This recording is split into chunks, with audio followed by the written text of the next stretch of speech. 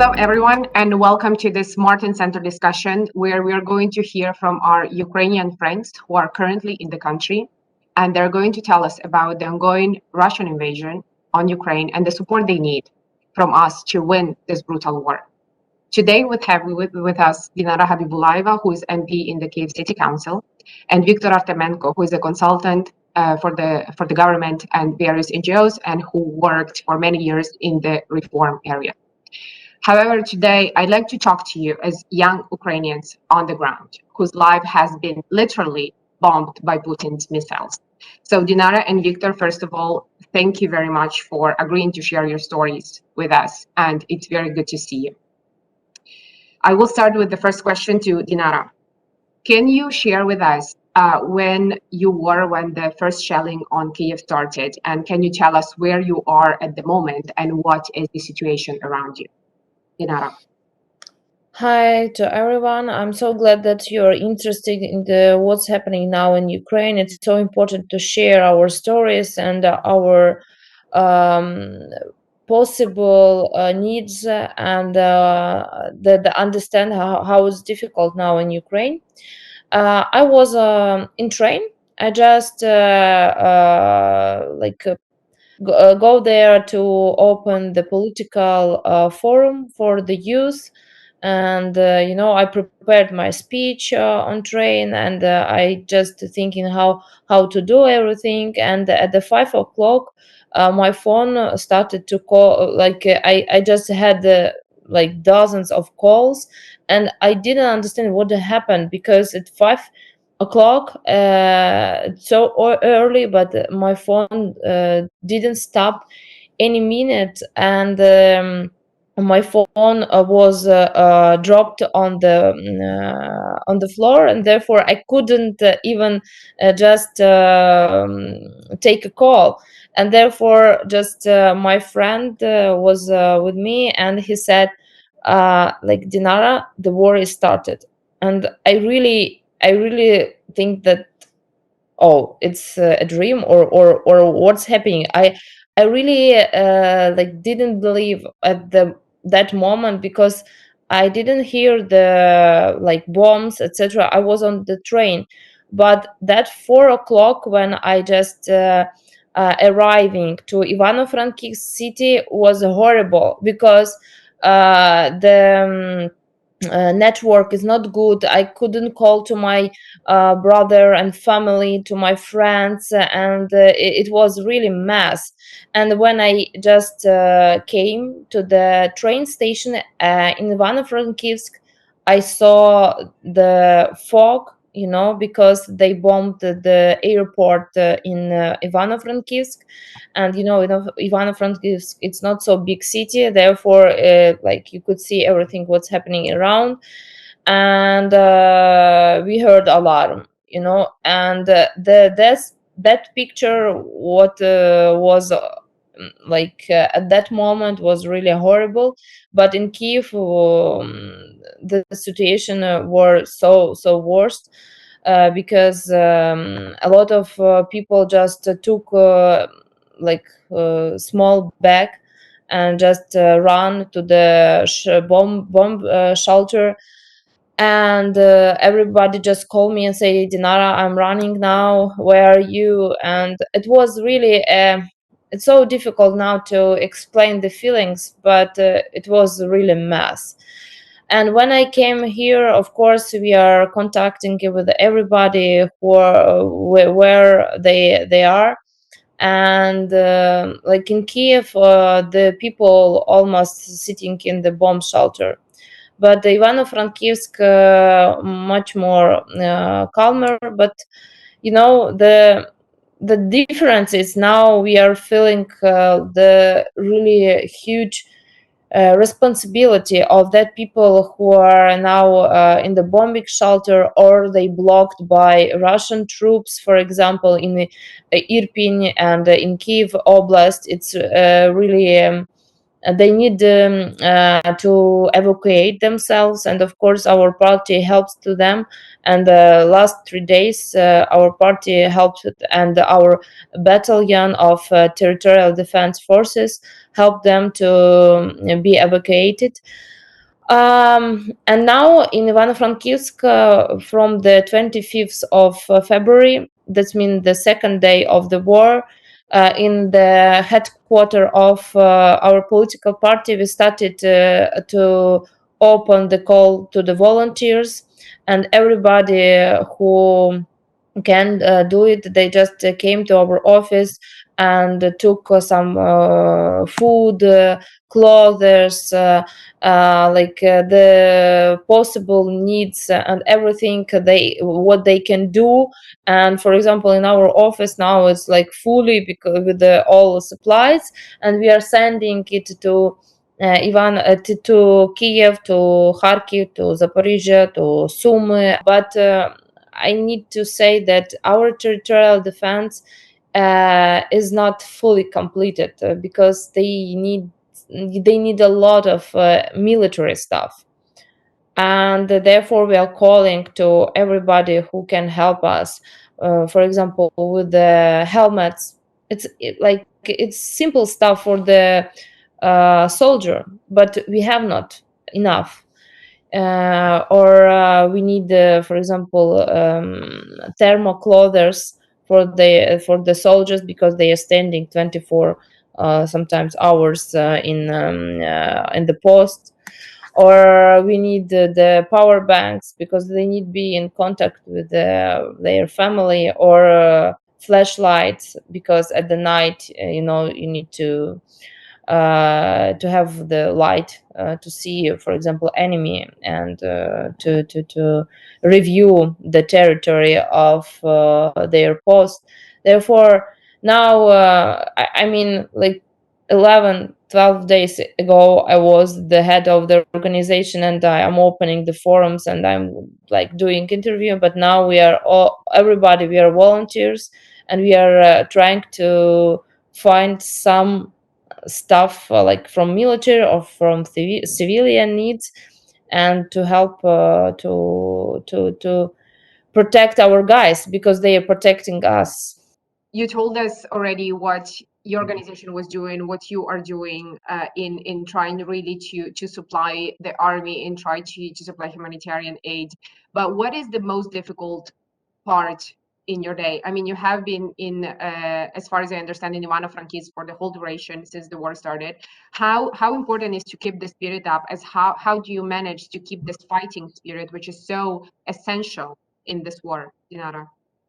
It's so difficult. For example, every day hear that somebody was attacked by Russian troops. For example, yesterday, my colleague, which is in Kiev now, and she is volunteer now in the battalion in the Kiev.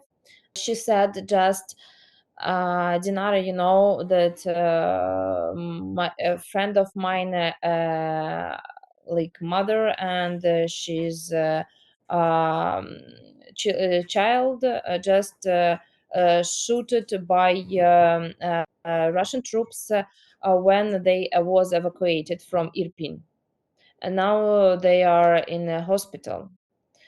And it's so difficult to hear it. Or for example, somebody call you just and say, Dinara, we have no water, we have no food, and we cannot go out from the bomb shelter, because the Russian troops are occupied the territory, and you cannot even go out, because they are shooting each car, for example, which are trying to leave.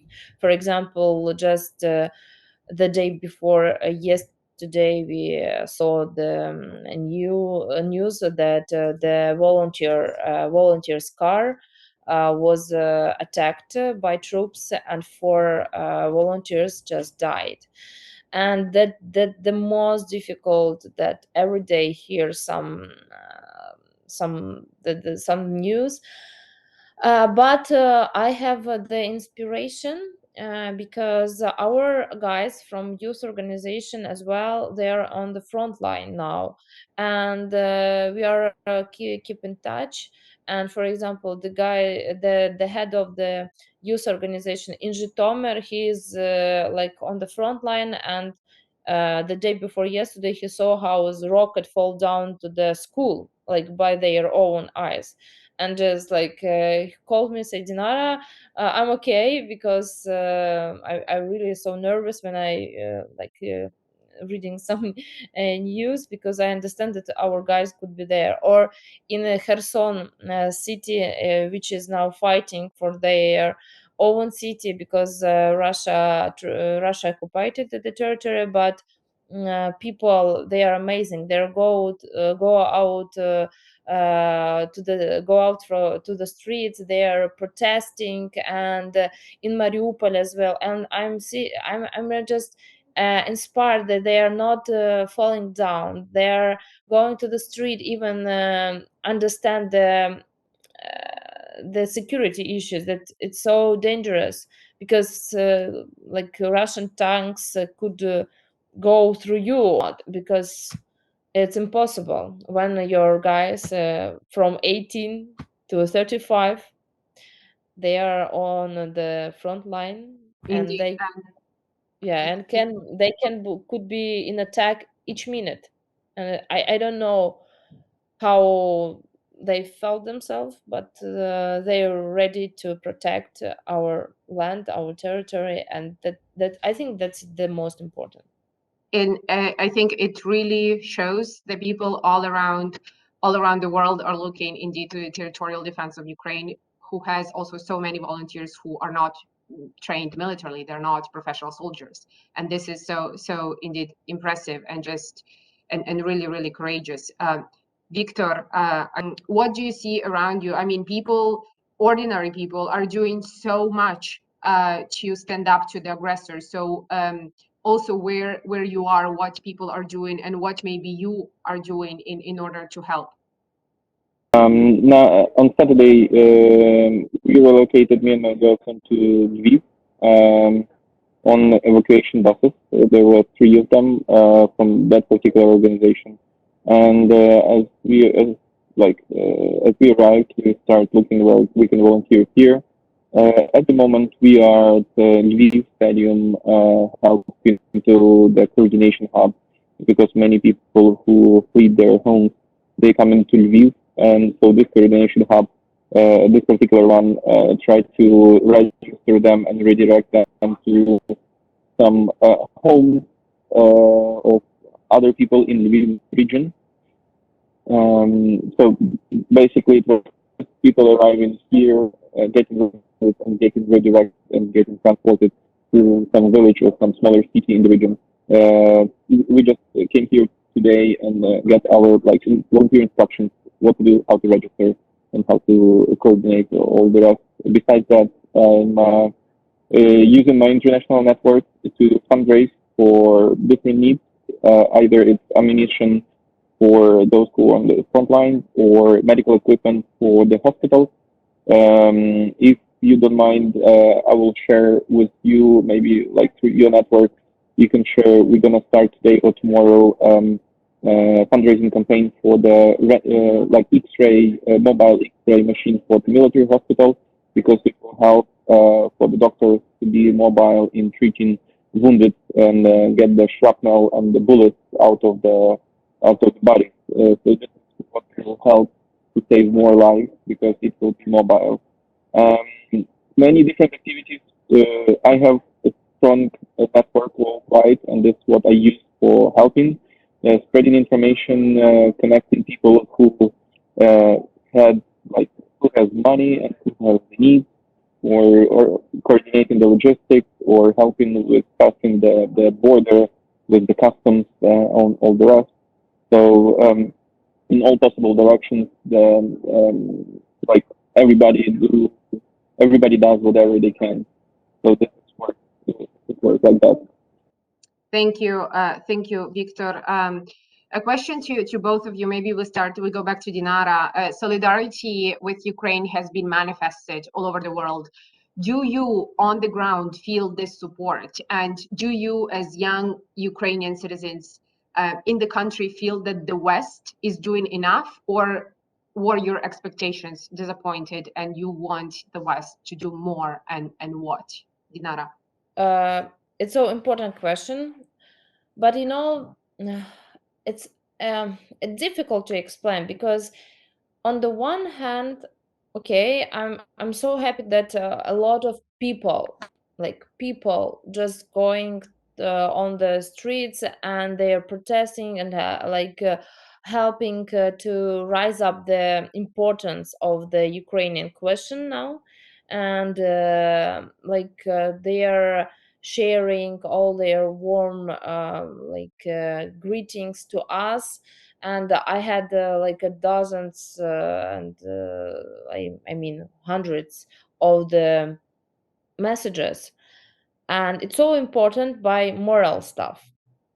But on the another hand, it's so difficult to fight with the hugest army in the world, and sometimes you understand that okay, we have support, it's so nice and we are so happy, but when they attacking all our the biggest cities, and the people are all in the bomb shelter, and the children was born, as you saw, in the bomb shelter without any circumstances, any medical equipment, etc., and in the metro station as well.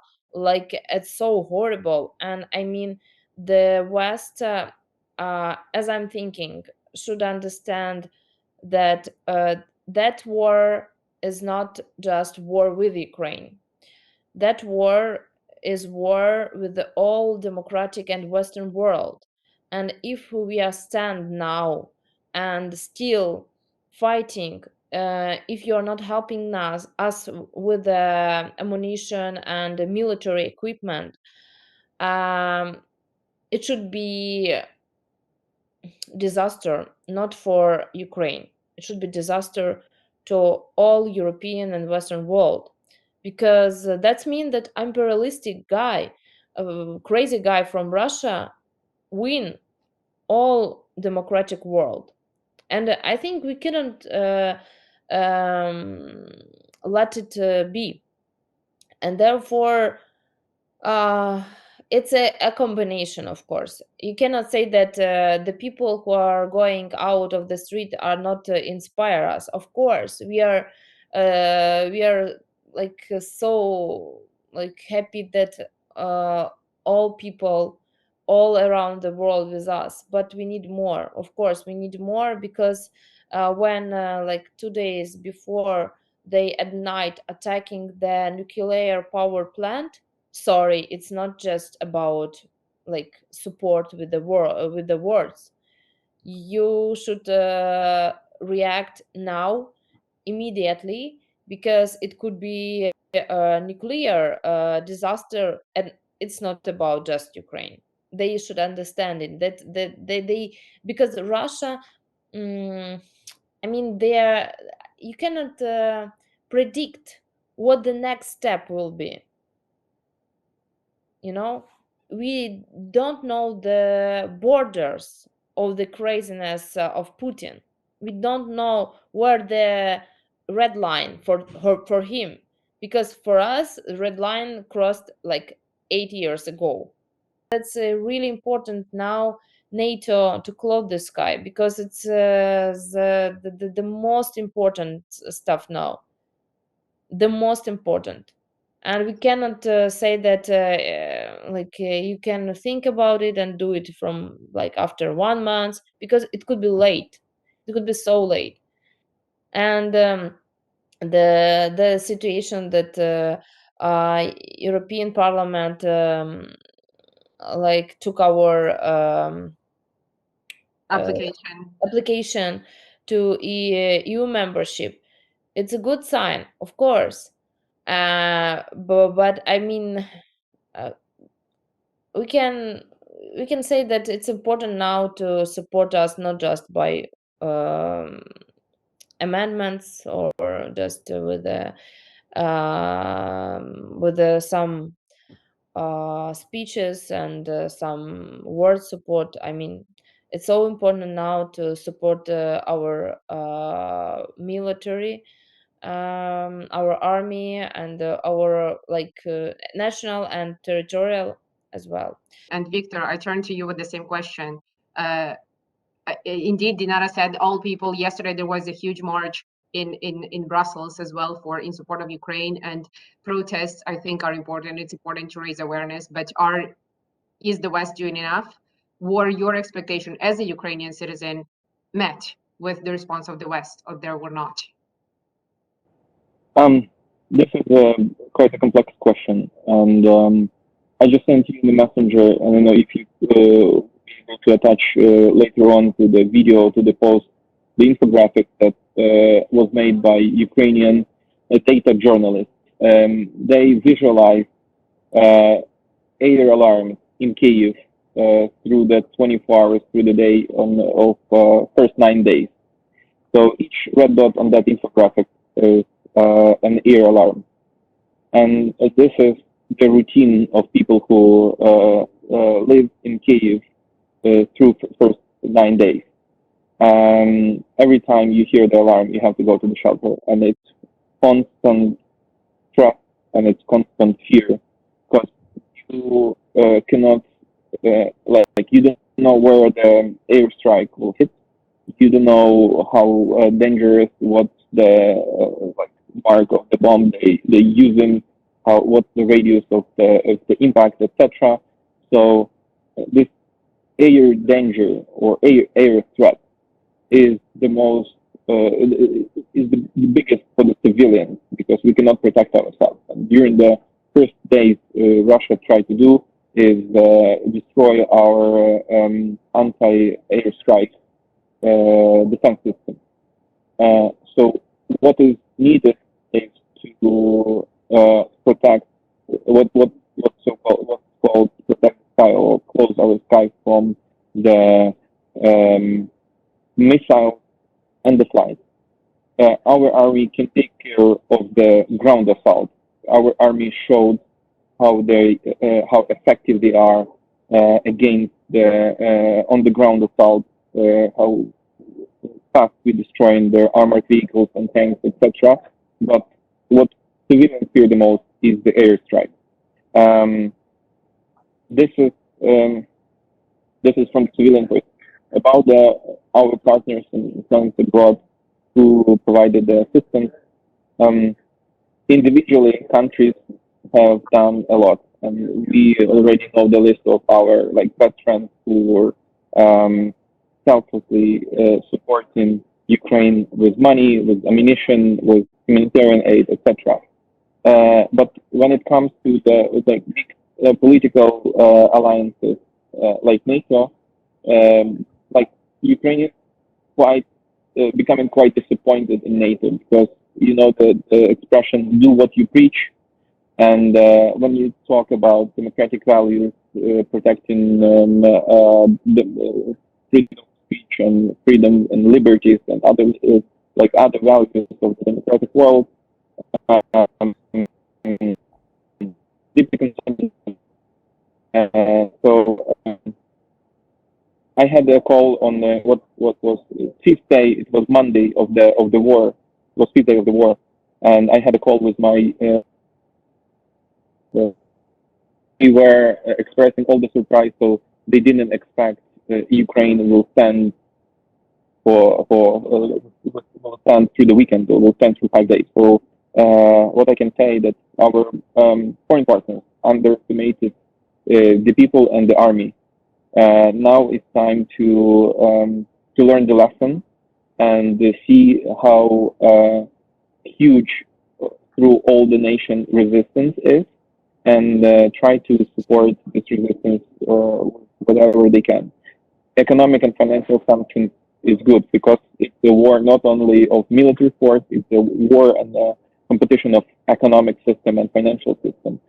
The more exhausted Russian economics and Russian finance economical system is, the sooner is the end of the war. So economic sanctions are good, and more severe they are, is better because it will drain the economic of the enemy. If the threat also may come to like European Union countries or NATO countries, well, look at the experience of past 8 years. All the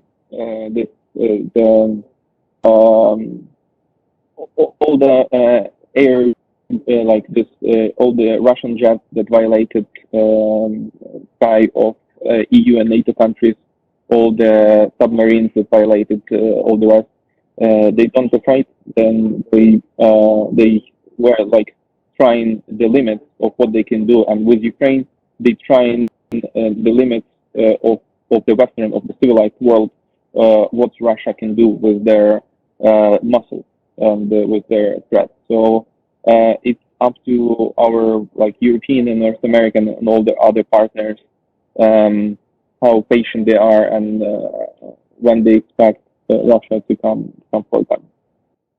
Thank you, Victor. And my next question is about the Russian propaganda. I mean, the lies that Putin is spreading. So, Dinara, we know that Russian propaganda is very strong in Russia, but it also manages to penetrate in the West, in the Western media. And there are still some people who somehow support Putin and believe in his special operation. What would be your message to these people, and how to break this cycle of fake news and propaganda? Yeah, Russian propaganda goes really so fast and as all time. But I mean the situation, what happening with the media and the a lot of countries just ban YouTube or the some TV. That's really helpful, I think, and this situation with the ban of all international companies which decided to stop their work in Russia. It's really helpful because the sanctions can just not stop them, but help to understand um, how it's danger to go through the another country and to have all this envision to democratic country. And I think it should be worther and worther.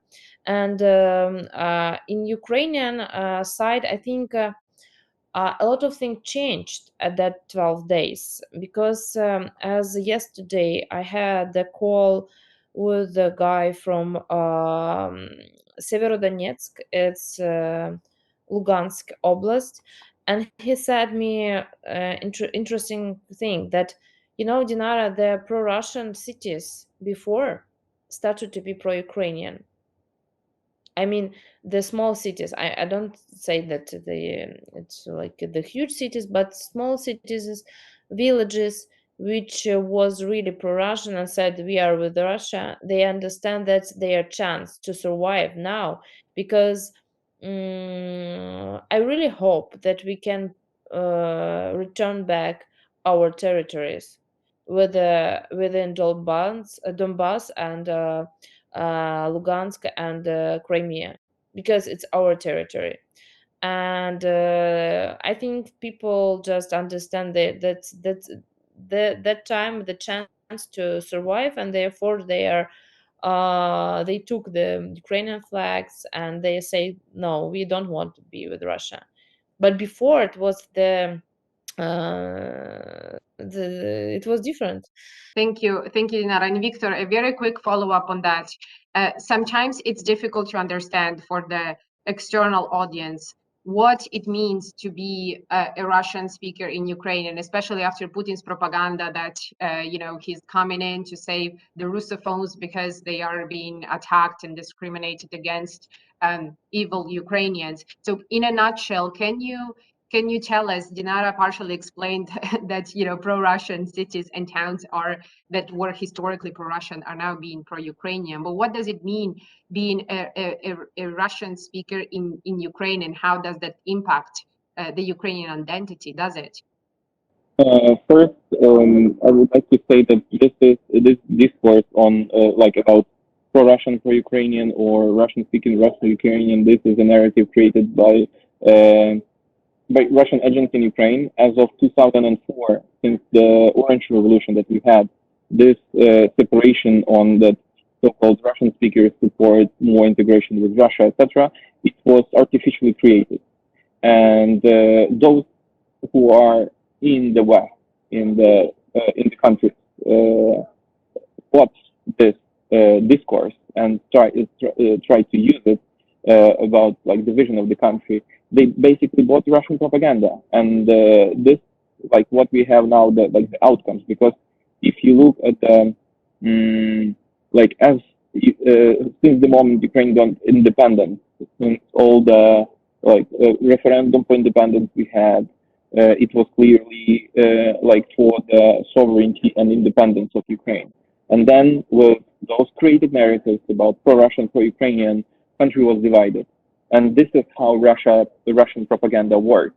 And I would like to say to colleagues in the West that everything comes with the price, because I remember from the times I was living and working in Brussels, how Russian side was invited to panel discussion or something. So every time you allow Russian media or Russian speakers, Russian official governmental speakers, participate in the panel discussion, you allow those narratives to create. Thank God, now Russia TV, Russia Today, and all the other channels were banned from the EU. But it took 8 years since the Crimea was annexed and Donbass was occupied, and it took 5 days of war to start to ban those TV channels. It's a huge price. I know maybe not for the EU, but for Ukraine, it's a huge price. This time when Russian TV channels, Russian agents were brainwashing all of the social classes, from the lower to the decision makers in Europe and in the US. For example, 2 days ago, I got a text from colleagues, one colleague from Berlin, another colleague from Canada. The wording of the text was the same. And it says, my colleague in OEC said that Kyiv becomes dangerous, you should evacuate, etc. Because the wording was identical, I asked them, where did you get it? So those two people crawl up to the chain of who spread this information. They got into pretty much the same source, and the source said, well, this message was spread through USAID network. And after that, we figure out that through USAID, even through this agency, fake messages that created to spread the panic, spread the misinformation, and spread fear among foreigners, among Ukraine, among partners, is distributed. So this how deep Russia propaganda goes, through all the international agencies, through decision-making bodies, and through that. About cities support and do not support any of the vectors. In 2014, we were not ready for the invasion, and this is the time when people silently or actively supported the Russian occupation. Through these 8 years, people saw what Russian occupation does to their cities, to their lives, to their routine, to their households, economies, etc. So now people are more ready, and this situation for people in Kherson, Mariupol, and others, and Kharkiv is familiar with 2014, so they know how to act. In 2014, it was a surprise. This is why people didn't know how to act. People were confused, and people didn't have much of the media literacy and this kind of skills. But after 8 years of this constant countering Russian propaganda and Russian narratives, people learn how to. And now we have this like many thousand demonstrations in cities that Russia thought will welcome them with open arms and flowers. Thank you very much. And I just have one last question for both of you, and which requires one word answer, and that is, most Ukrainians, but also most of the world, believes that Putin will lose this war and Ukraine will win. Do you share this view, Dinara and Victor? Of course, I'm praying for that, and I strongly believe that our army could show the place of the Putin. I mean, it's not place of in democratic and independent world. I mean, it's a place of hell. Go to hell. Victor, do you support Uh, Dinara's view? definitely support, and the sooner the better. Guys, thank you so much. We firmly stand and support and believe in the victory of Ukraine as well. Thank you again for meeting with us in this very busy times, because we know that you're doing so much to also help everyone in Ukraine, and also find the time to share us with in Europe what is going on. And you're sharing literally your stories when hell is breaking loose around you. Ukraine indeed is not fighting just for its own freedom, but also for all of Europe. And even though the words "never again" have been repeated for so many decades, unfortunately, quotes from those who fought in World War II become relevant again, such as "never in the field of human conflict was so much owed by so many to so few." And we owe so much to Ukrainians. We owe so much to you. So thank you once again for everything you're doing. Thank you for sharing your stories, and thank you to everyone who watched this discussion. See you soon.